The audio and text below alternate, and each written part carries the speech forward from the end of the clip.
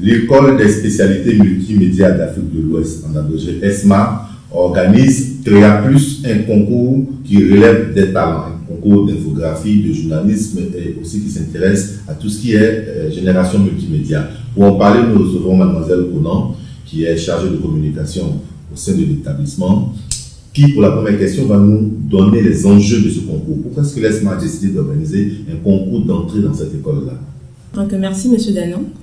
L'ESMA, l'École des spécialités multimédia d'Abidjan, a décidé pour la rentrée prochaine, en partenariat avec l'École multimédia de Paris, d'organiser un concours d'entrée. Tout simplement parce que nous formons au métier d'avenir, on forme au métier du multimédia, tout ce qui a trait au multimédia.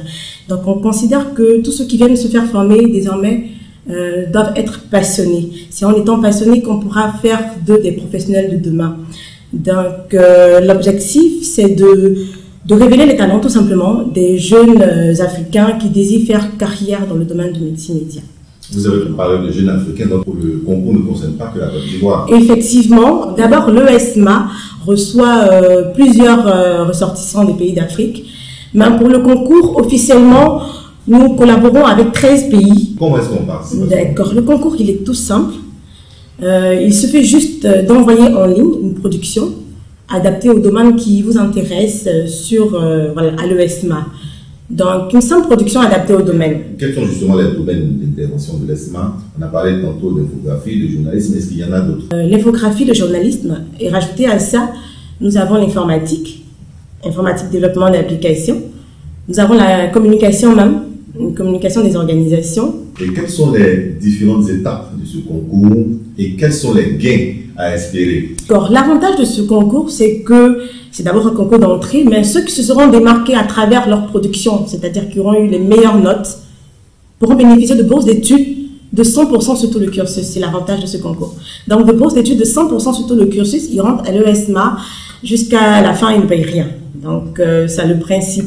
Donc, l'ESMA offre officiellement 3 bourses d'études dans les 13 pays qui participent à ce concours.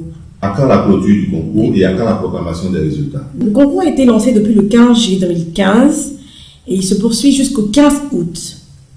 Donc, la proclamation se fera 5 jours après la date de clôture, c'est-à-dire le 20 août.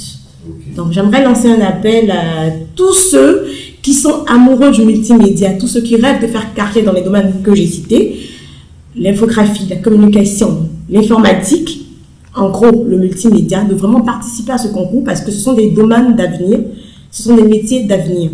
Donc, c'est vraiment important pour eux de choisir une école qui est vraiment professionnelle dans ce domaine. On le disait donc tantôt, l'École des spécialités multimédia lance le concours Créa Plus 2015. Tous les jeunes passionnés de multimédia sont donc invités à y participer jusqu'au 15 août.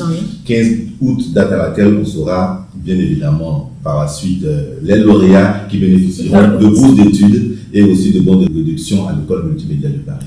Voilà. Je tiens à préciser qu'à l'ESMA, à partir de la 2e année, ils ont la possibilité de passer un test pour intégrer l'École multimédia de Paris directement.